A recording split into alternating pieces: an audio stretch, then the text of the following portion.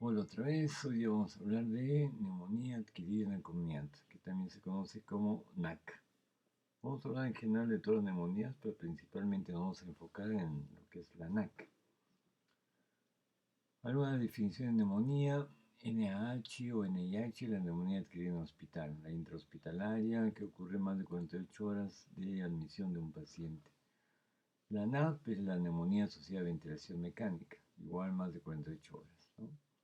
La NAX es la neumonía asociada al cuidado de la salud. Eso incluye pues centros intermedios donde los pacientes están en cuidado crónico, en diálisis, quimioterapia ambulatoria, etcétera, ¿no?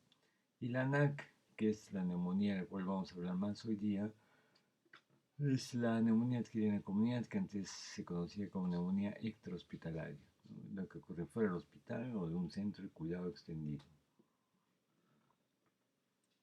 Una definición de NAC, el profesor Bartlett: es una infección aguda, el parénquima pulmonar, que está asociada con por lo menos algunos síntomas de infección aguda, más la presencia de un infiltrado en la placa de pulmones y hallazgos auscultatorios consistentes con neumonía. En un paciente no hospitalizado o que reside en un centro de cuidado crónico por más de 14 días antes del inicio de los síntomas.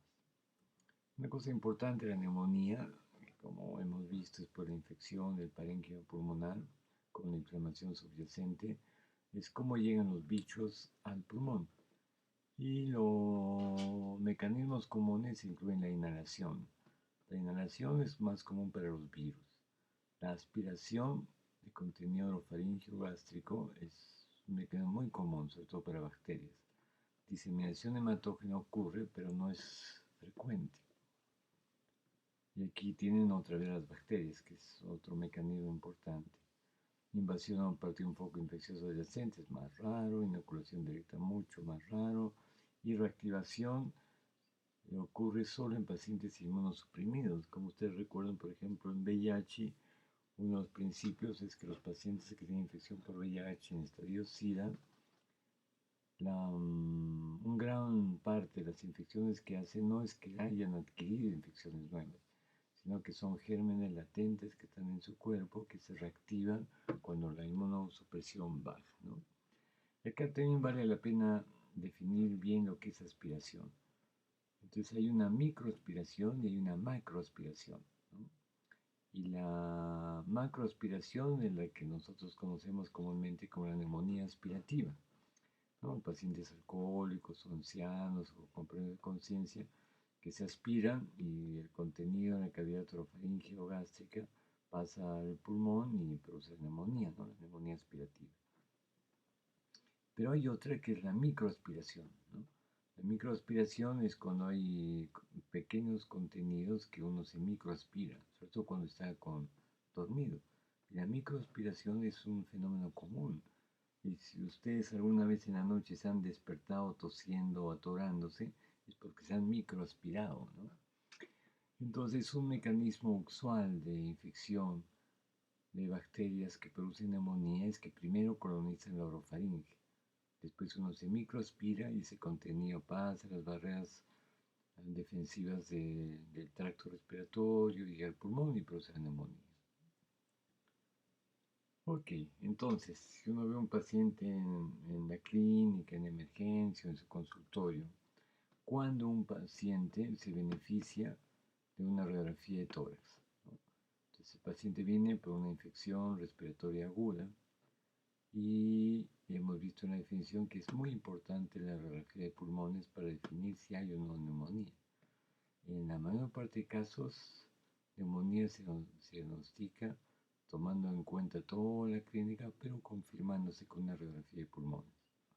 Entonces, un paciente que tenga fiebre, tenga taquicardia, tenga frecuencia respiratoria elevada y que ustedes al escuchar el pulmón encuentren cualquier alteración que no sea asma, está indicada hacer una radiografía, ¿no? Para descartar justo que haya o no una neumonía.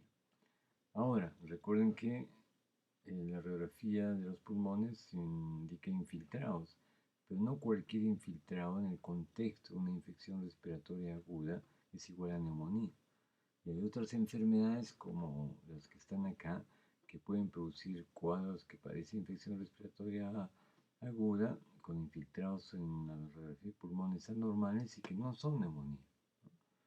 Por ejemplo, en falla cardíaca congestiva, un paciente que tiene gripe simple y que tiene talleres anormales en el pulmón, te lo toman la placa y vienen infiltrados. Pero no es neumonía, ¿no? Es una insuficiencia cardíaca congestiva con algo de edema pulmonar. Otro ejemplo es este, ¿no? Pacientes alcohólicos con coma de conciencia que se aspiran, hacen una aspiración masiva y hacen signos de inflamación, fiebre, tos, etc. Y le toman la placa y vienen infiltrados, ¿no? Entonces es una neumonitis aspirativa. Esta neumonitis aspirativa es primero química, ¿no? Y después, si la aspiración es muy grande, las defensas del huésped son sobrepasadas, se puede convertir en neumonía aspirativa, ¿no? Infarto pulmonar, ¿no? Que es como el espectro más grave de una embolia pulmonar. Y acá el truco es de que el infiltrado que ustedes ven en el pulmón es como un triángulo con el vértice dirigido hacia el hilo, que es el vaso que se ha tapado, que produce el infarto, ¿no? Igual, el paciente con signos de infección respiratoria alta o de inflamación respiratoria alta y con un infiltrado pulmonar. No es neumonía, es un infarto pulmonar. Fibrosis pulmonar, pacientes que tienen radiografías de pulmón anormales por X motivos, en este caso fibrosis pulmonar, y que tienen gripe, uno puede pensar que es neumonía, pero si ustedes comparan sus placas antiguas, ya tenía ese infiltrado hace mucho tiempo. Bronquiectasis. Y se ven focos de bronquiectasis en las bases, sobre todo en la izquierda. Igual, ¿no?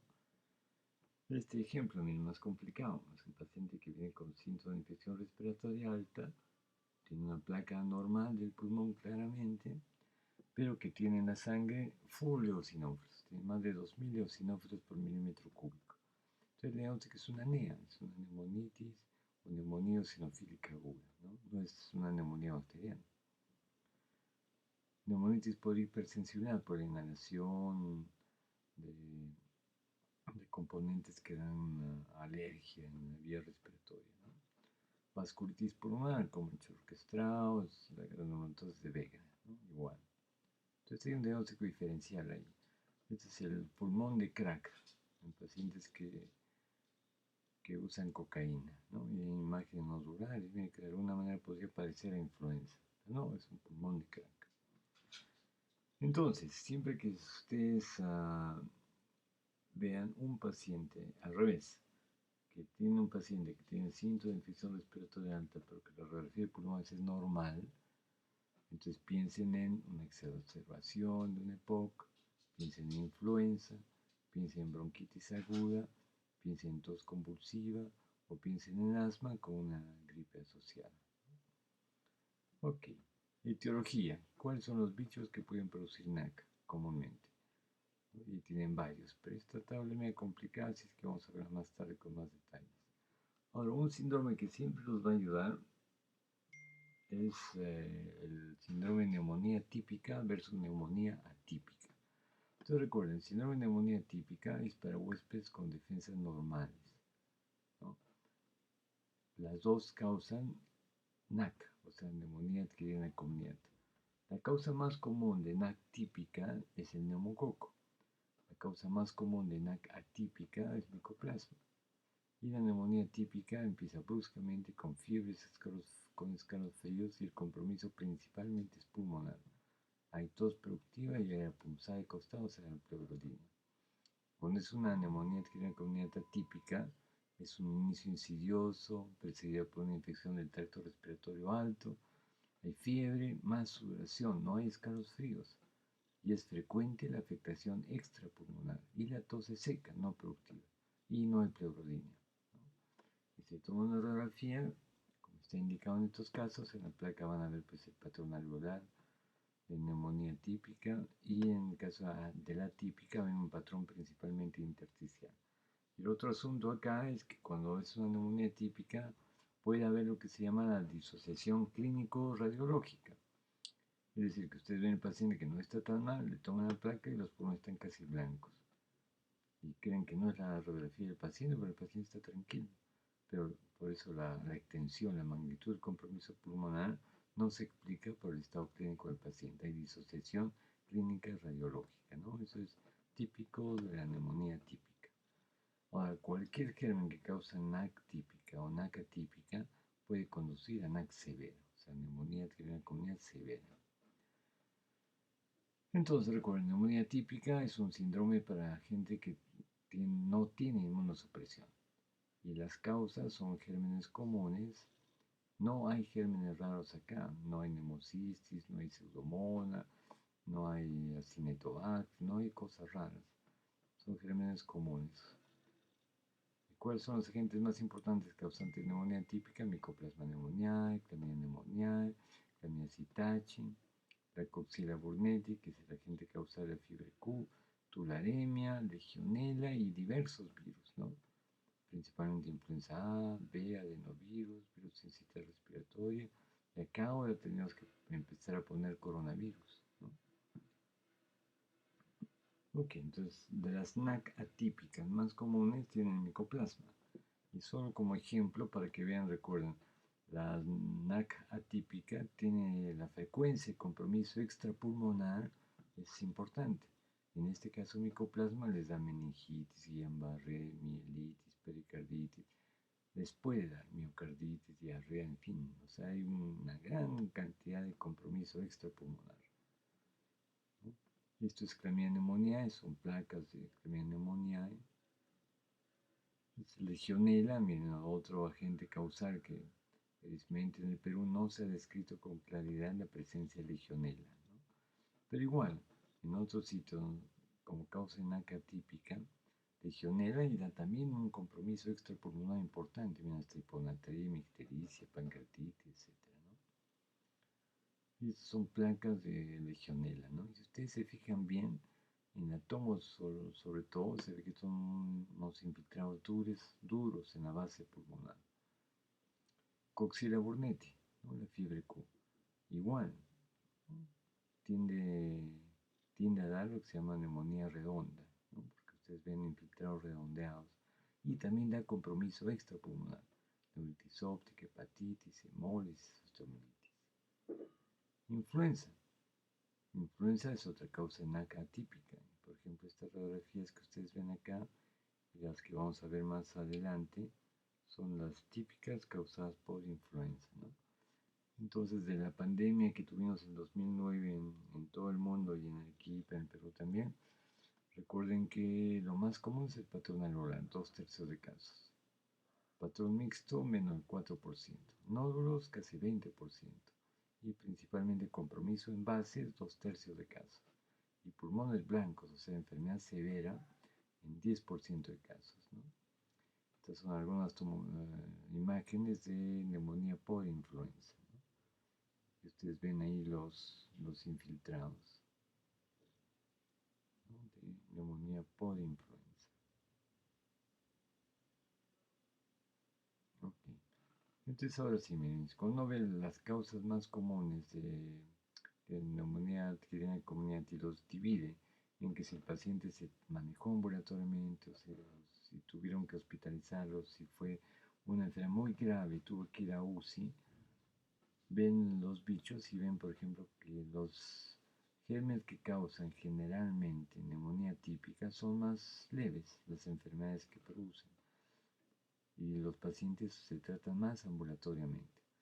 Al revés, los gérmenes más agresivos que pueden conducir a que el paciente vaya a cuidados intensivos son las bacterias, ¿no? Lo que está en color amarillo, naranja, ¿no? Como el neumococo, legionela, gram negativos, staph, ¿no? Y intermedios son los otros, ¿no? Entonces está más claro. Ahora, si uno junta todas las causas de neumonía adquirida en la comunidad, sea típica o atípica, esta es la frecuencia de gérmenes que producen NAC. Neumococo, streptococo neumonía de la cabeza, Mycoplasma pneumoniae después, Haemophilus influenzae, Chlamydophila pneumoniae y virus respiratorios, influenza A, B, adeno, virus sincitial respiratorio, para influencia. Y acá habría que poner ahora en primer lugar al coronavirus, ¿no? Actual. Ok, entonces en pacientes no hospitalizados, pacientes hospitalizados que no van a UCI, otra vez neumococo, micoplasma y los otros, ¿no? Pacientes que van a UCI o que son graves, igualito, miren, neumococo a la cabeza.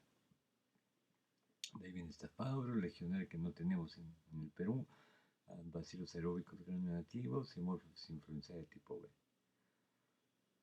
Alguna cosa que nos ayuda a hacer el diagnóstico de una neumonía es las imágenes radiográficas que encontramos. Entonces, cuando uno ve un infiltrado alveolar focal y hay un gran derrame pleural, pues, casi siempre es por bacterias. Los virus, el coronavirus, las atípicas no dan derrame pleural. Cuando uno encuentra cavidades, huecos, absceso bacteriano, en inmunosuprimidos, hongos, en nuestro medio tuberculosis, nocardia, ¿no? Cuando ven un patrón miliar, piensen en tuberculosis y en hongos.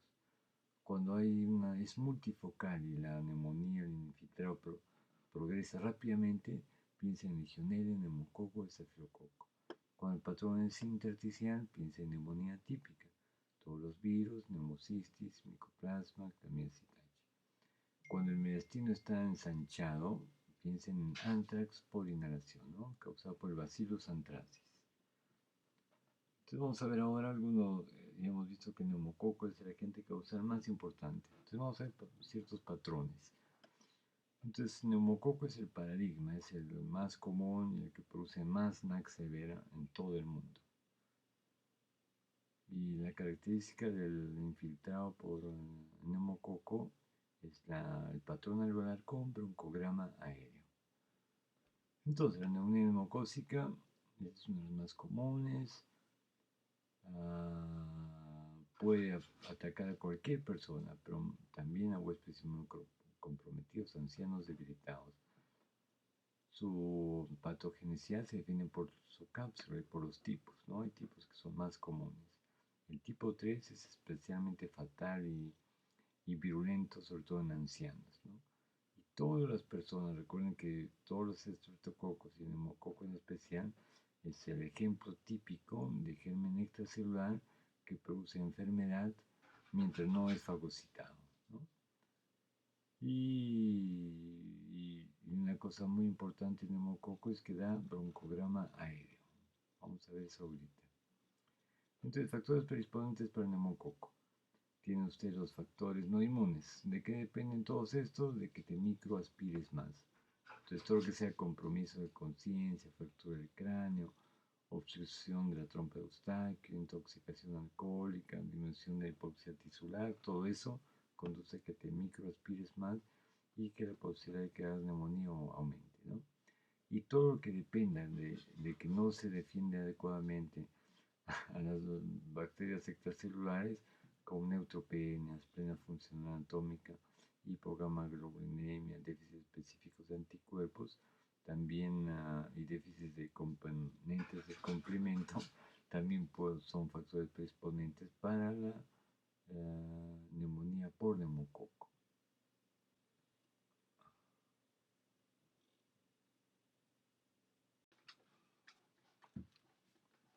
Ok, entonces estamos hablando de neumococo, ¿no? Entonces una cosa interesante de neumococo es que en estos pacientes donde hay un déficit de defensa de bacterias extracelulares, puede producir enfermedad brutal, ¿no? Y en pacientes inmunodeprimidos, sobre todo que tienen asplenia, uno puede ver un paciente que está bien hoy día y en 3 horas está con sepsis y en 6 horas está muerto por shock séptico por neumococo, ¿no? Este es un estudio clásico de Austrian y Gold que se vio publicado en un Annals of Internal Medicine, ¿no? Del año 64, miren. Y este estudio es bien interesante porque comparaba las curvas de mortalidad de la neumonía neumocócica bacterémica, es decir, de la neumonía por neumococo con hemocultivo positivo para neumococo, ¿no? Entonces, miren, hay 3 curvas. La curva roja es con penicilina. La curva azul es sin tratamiento, cuando no había tratamiento. Y la curva verde es cuando se daba ah, terapia con suero heterólogo contra algún serotipo de neumococo, ¿no? Usualmente de caballo. Entonces, ustedes ven la historia natural de la enfermedad neumocócica severa era que al final solo sobrevivían alrededor del 20% de pacientes. El 80% se morían de neumonía neumocócica bacteriana. El siguiente tratamiento que apareció es el antisuero. Y en los 40, más o menos, cuando uno era interno o residente en los hospitales, cuando había una neumonía, lo primero que tenías que hacer era descubrir, eh, cultivar el neumococo y después descubrir qué cápsula o qué polisacárido tenía, qué serotipo de neumococo era. Y una vez que descubrías el serotipo, ibas a la farmacia y sacabas el antisuero específico, heterólogo de caballo, para ese neumococo. Y ese era el tratamiento. O sea, en otras palabras, el tratamiento inmunológico con anticuerpos precedió el desarrollo en la medicina de antibióticos específicos contra el neumococo. Bueno, y eso daban. Y miren, era efectivo. Y con este tratamiento de anticuerpos, la mortalidad de neumonía neumocócica bacteriémica bajaba a la mitad. O sea, mejor dicho, mejoraba. Iba al 50%. 50 morían y 50 vivían. Y después apareció la penicilina, que es lo rojito que ven acá. Y con la penicilina ya cambiaba, menos del 20% se morían, más del 80% vivían. Entonces era la primera cosa interesante, ¿no? Los anticuerpos son efectivos nuevamente porque son bacterias extracelulares y la penicilina es lo mejor contra el neumococo, ¿no? Y la segunda cosa interesante de esta diapositiva es las curvas. Si ustedes ven las tres curvas sin tratamiento, con antisuero y con penicilina, las curvas recién empiezan a diverger a partir del tercer, quinto día. Entonces, aquí es donde se puede intervenir. Pero en los primeros 3 días de la enfermedad, los pacientes que van a morir se mueren, independientemente si no le das tratamiento, si le das antisuero o si le das penicilina o otro antibiótico. Entonces, esto es lo que se llama el punto de no retorno. Y la única manera de disminuir la mortalidad temprana en neumonía neumocócica bacteriémica es vacunando a la gente que está en riesgo de hacer neumonía neumocócica severa, ¿no?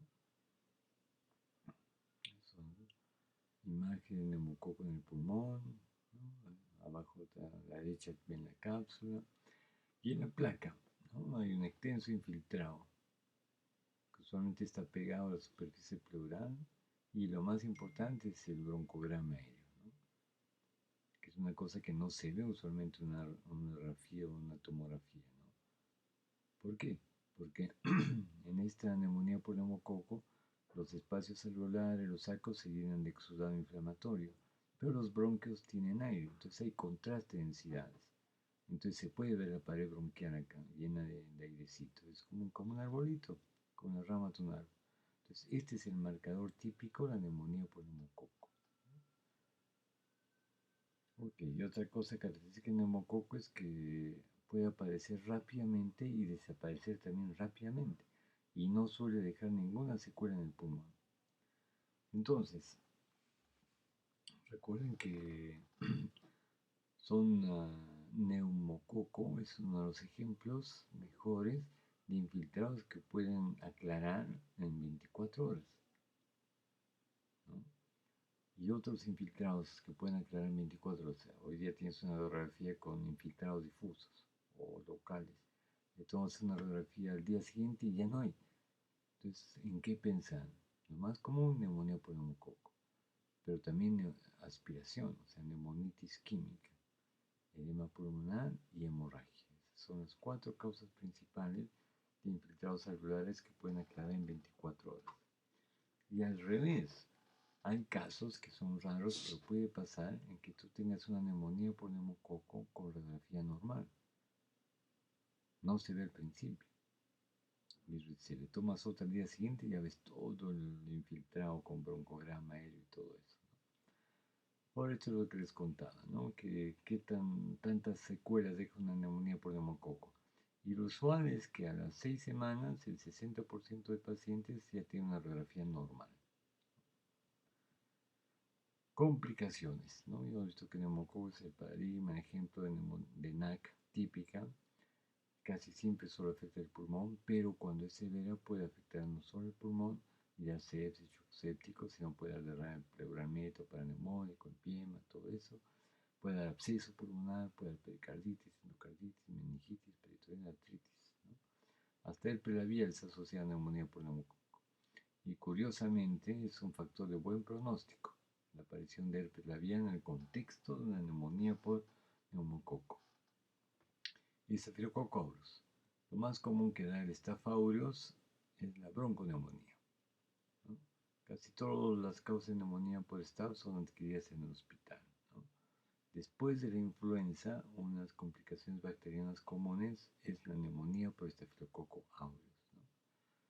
Raramente hay neumonía por Staph en adultos sanos. Ahora recuerden el MRSA, que es un Staph aureus resistente a meticilina o oxacilina, es un Staph aureus resistente que está ahora en todo el mundo, ¿no? Y puede dar unas neumonías más severas.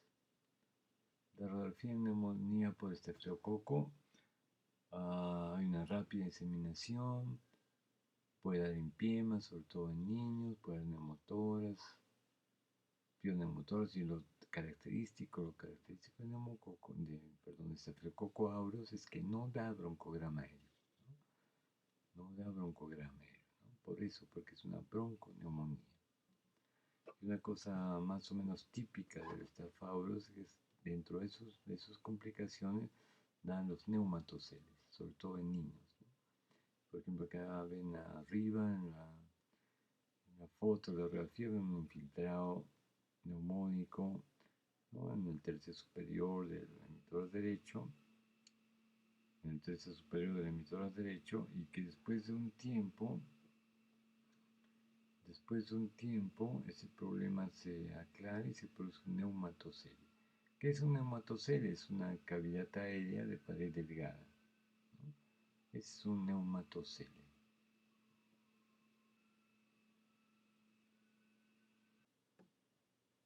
¿No? Entonces eso es un neumatocele.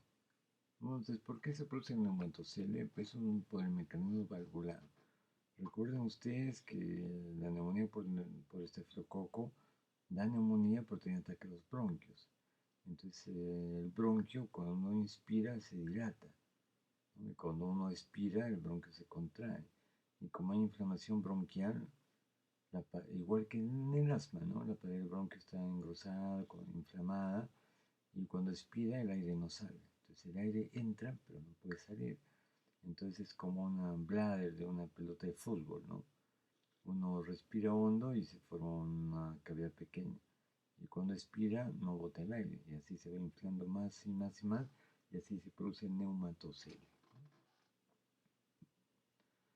Entonces esto vale la pena repasar que es una imagen, ¿cómo se llama? De lucencia aumentada.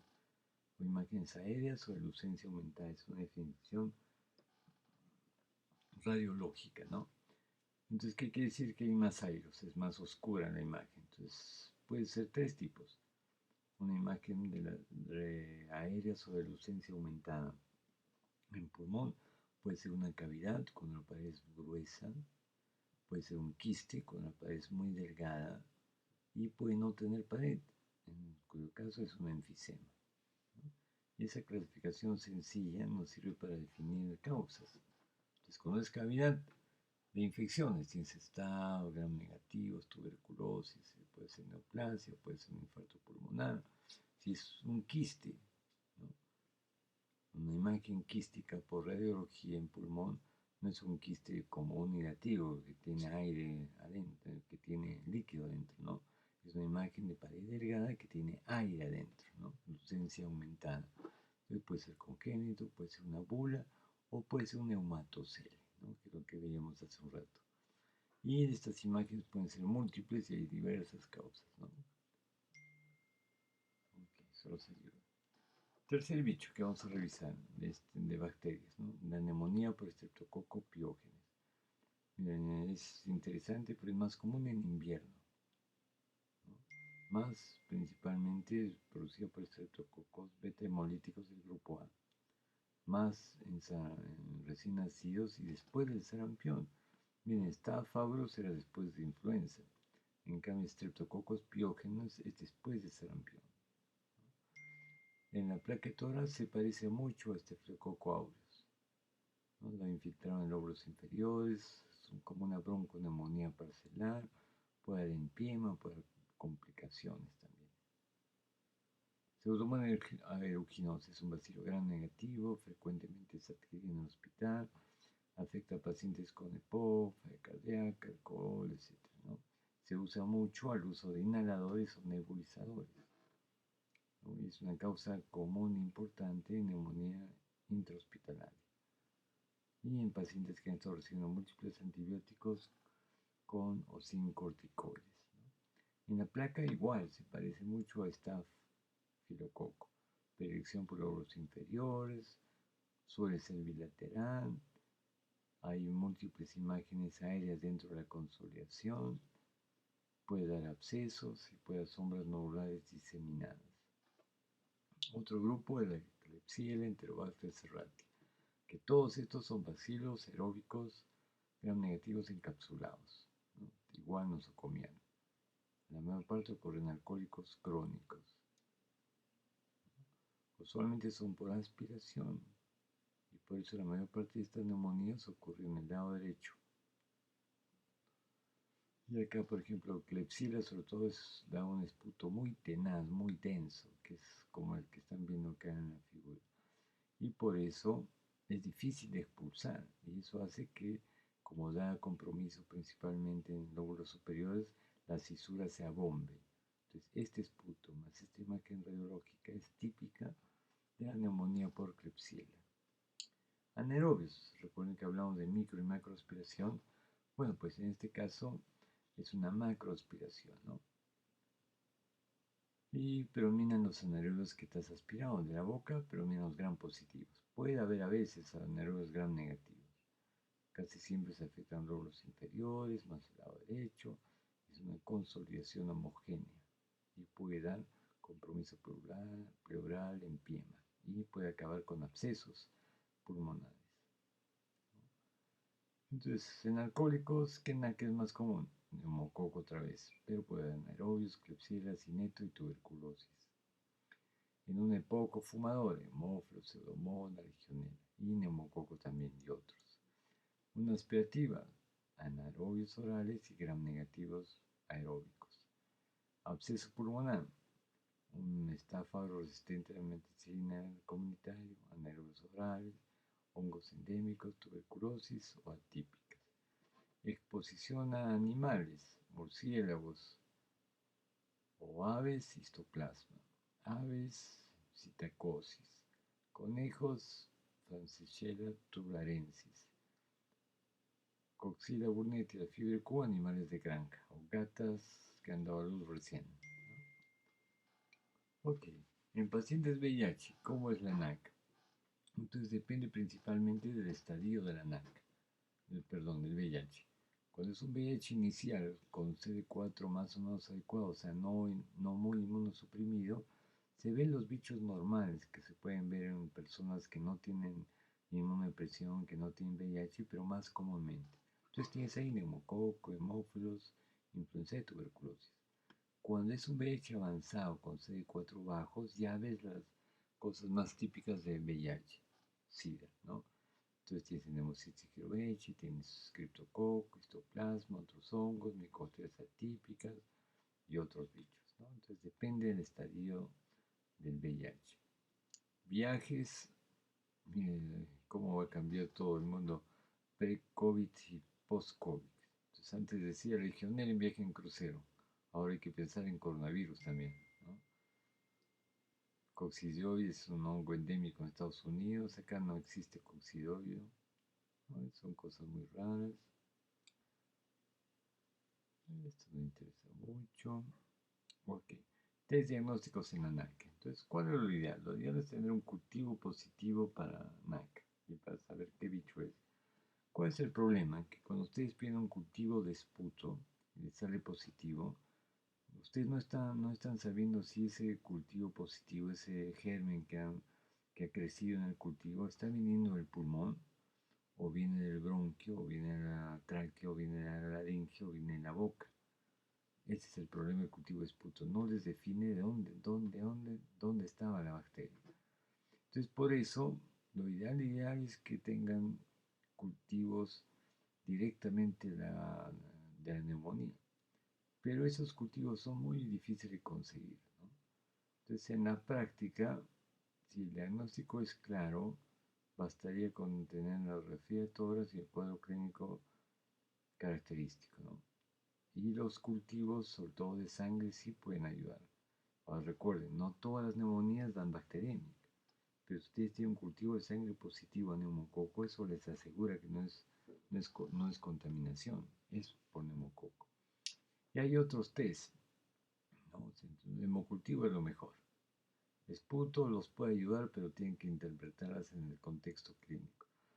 Hay test en orina para detectar antígeno legionela y antígeno neumococo, que también son útiles, pero no se usan mucho en nuestro medio.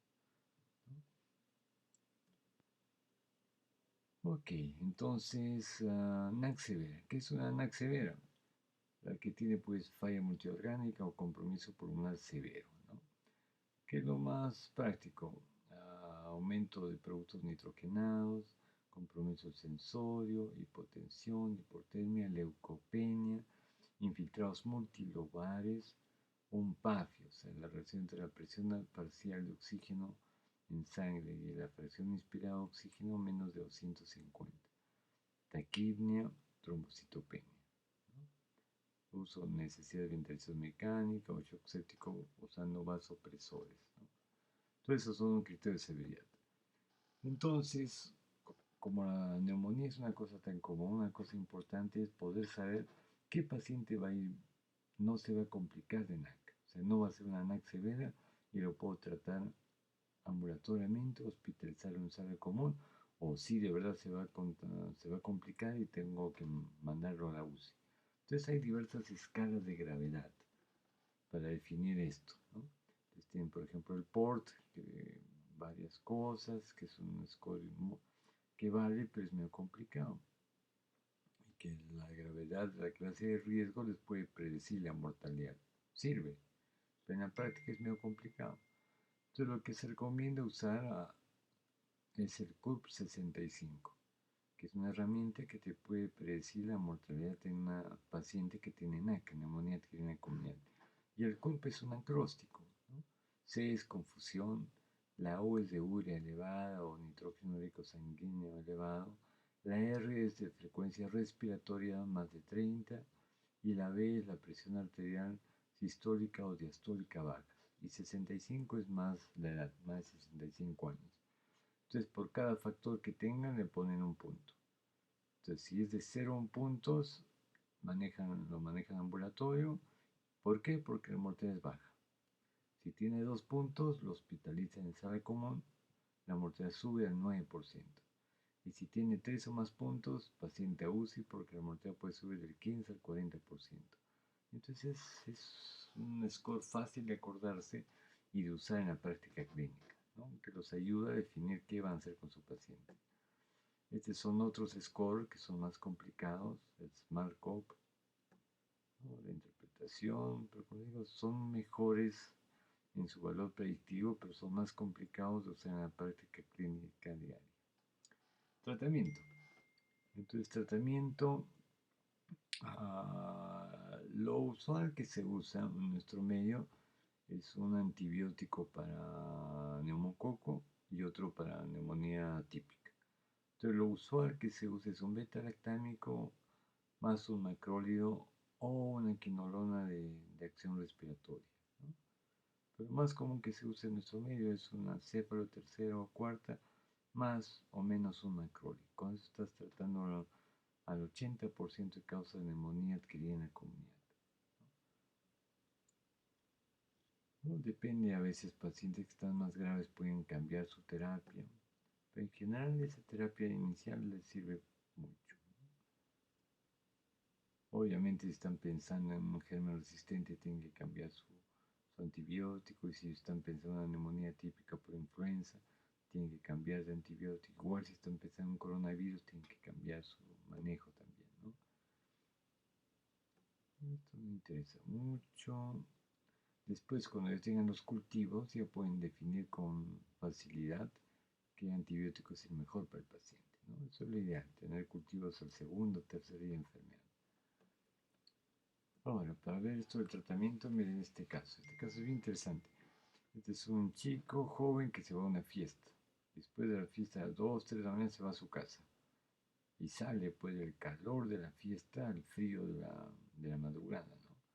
Y a su casa se acuesta y a las 10 de la mañana que se despierta está con escalofríos. Después hace fiebre alta, ¿no? Y después empieza con tos. Entonces se va al centro de salud más cercano y le dicen, estás resfriado, pues en tu fiesta ayer. Y le ponen megacilina, que como saben es la penicilina clemisol de 1 millón. Le indican 5 inyecciones, el pata se pone 1, mejora, se pone 2 y como ya está bien, lo deja ahí. Y después de unos días, otra vez empieza con fiebre, escalofríos, tos y dificultad respiratoria. Va al hospital y le hacemos esta tomografía. Y miren la cantidad, tiene compromiso bilateral severo de los dos pulmones con un gran broncograma aéreo. Tremendo broncograma aéreo. Entonces la gente que lo ve en el hospital se asusta y le pone vancomicina, imipenem, un aminoglicósido, claritromicina y de yapa ciprofloxacina. Y está con ese tratamiento 3, 5 días y el paciente en lugar de mejorar, empeora. Entonces cuando nos centramos en el caso vamos a verlo y como ven es la historia típica de neumococo. Y neumococo tiene mucho que ver con los cambios bruscos de temperatura, como lo que le pasó a este chico, de que está en un sitio caluroso, pasa al frío o al revés, porque ese cambio de temperatura te paraliza los cilios que son parte importante de la defensa de la vía respiratoria alta y hace más fácil que te microspires, ¿no? Y el cuadro clínico era típico, era fiebre, escalofríos, tos productiva, ¿no? Era típico. Es más, le habían puesto penicilina y respondió bien, pero no siguió el tratamiento. Entonces, a pesar de que el paciente estaba con 5 o 6 antibióticos, los convencemos para que le den penicilina. Y miren, solo con penicilina es una tomografía acá a las 36 horas. Y miren cómo va, ¿no? Después de estar días con toda esa convención de antibióticos, vancomycin, ¿no? Etcétera. Para que vean que la penicilina es el mejor tratamiento todavía para el neumococo. ¿Cuál es el problema? La tasa de resistencia en neumococo a penicilina, que en nuestro medio se estima que está alrededor del 5 o 10%. Ese es un problema. Ok, eso es básicamente lo importante. Esto es lo mismo. Esto es lo mismo. Ah, indicaciones de vacunación por neumococo. Recuerden que esto es para evitar la mortalidad temprana por neumococo, porque los que se mueren al principio se mueren igual. Entonces la única manera de bajar esa mortalidad es vacunando. Vacunando a los que están en riesgo de tener enfermedad severa por neumococo. ¿Cuáles son esos? Los que tienen asplenia funcional o anemia falciforme, enfermedad renal crónica, inmunodeficiencia, enfermedad cardíaca crónica, enfermedad pulmonar crónica, enfermedad hepática crónica, diabetes. Entonces, todas esas personas deben vacunarse. ¿Cuánto tiempo tienen que tratarse?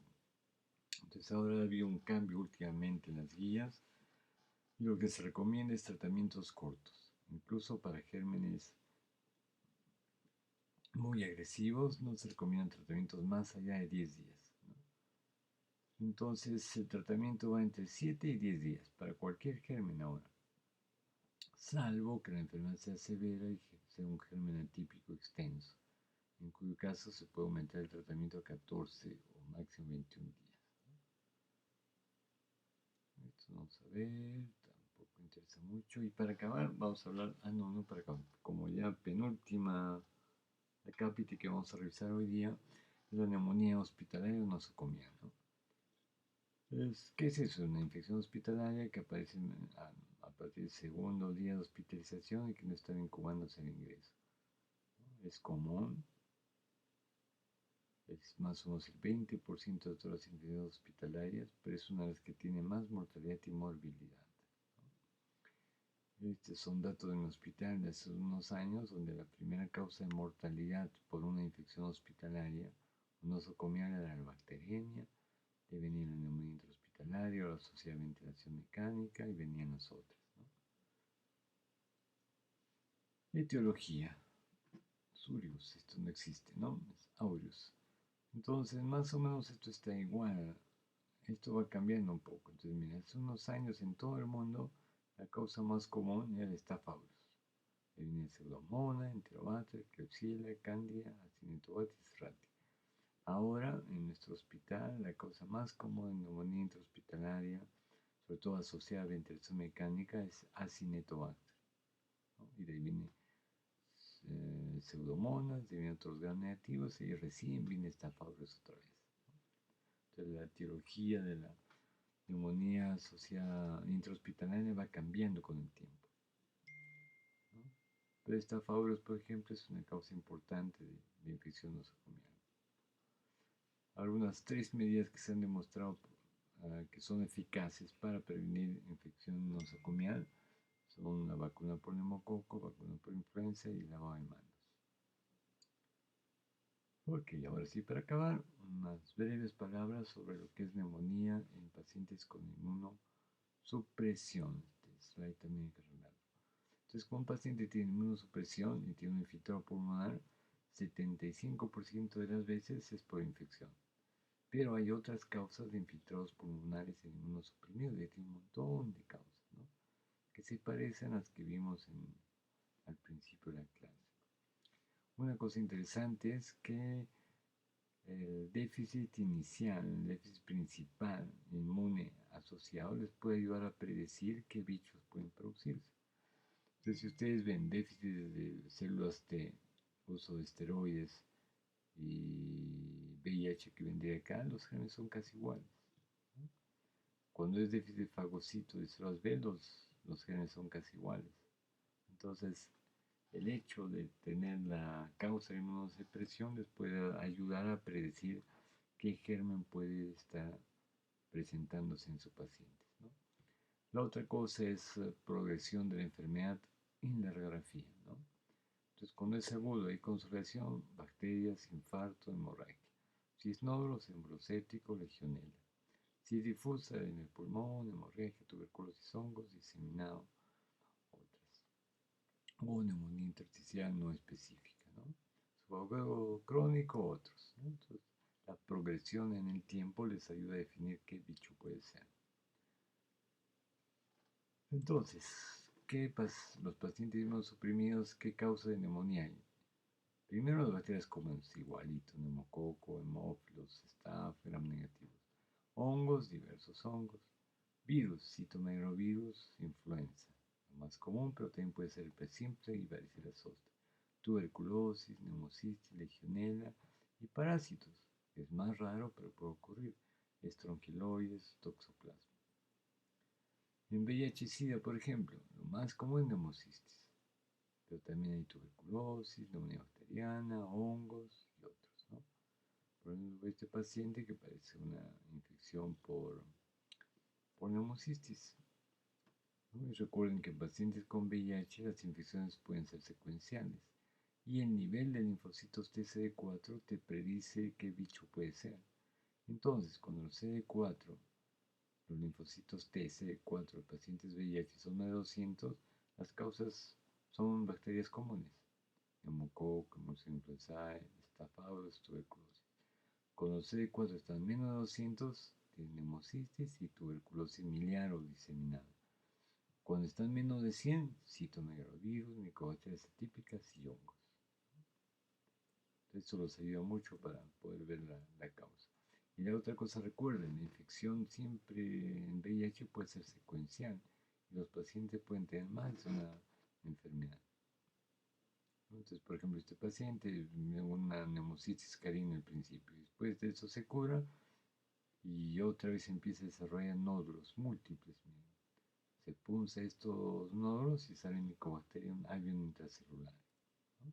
Tenía CD4 menos de 100. Entonces en VIH puede hacer infecciones secuenciales. Y esto miren que nos sirva para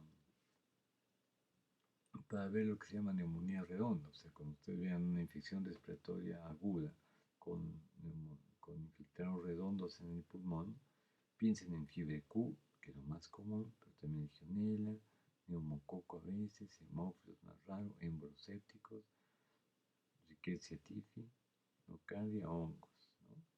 Y a veces influenza también. Y hay causas no infecciosas de neumonía redonda, entre comillas, ¿no?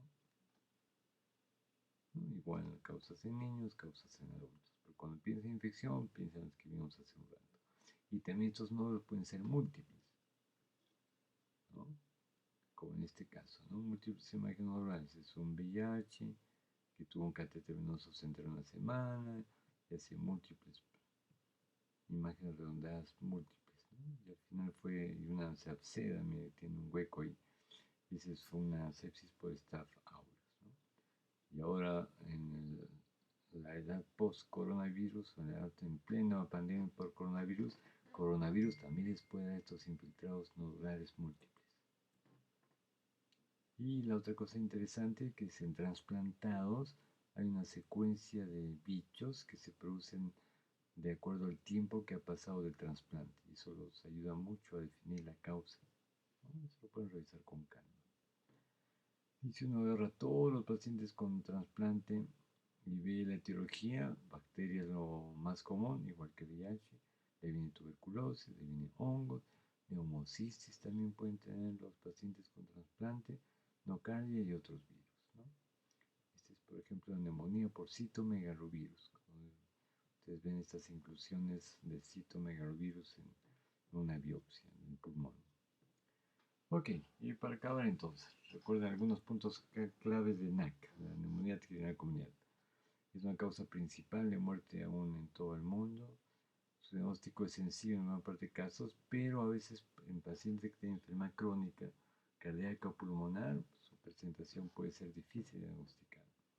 La mayor parte de pacientes hospitalizados se pueden tratar con la conversión de una céfala tercera o cuarta con macrolide o una fluoroquinolona de acción respiratoria, ¿no? El tratamiento antibiótico debe basarse en los factores de riesgo y idealmente en los cultivos, ¿no?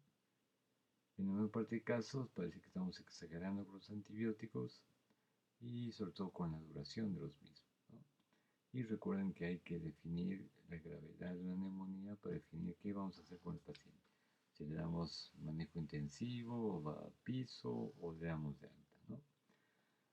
Es por eso que el neumococo siempre, Osler llamaba al Streptococcus pneumoniae la capitana de los mensajeros de la muerte, ¿no? La capitana de los mensajeros de la muerte. Entonces, neumonía, NAC es igual a hablar de neumococo. Ok, buenas noches.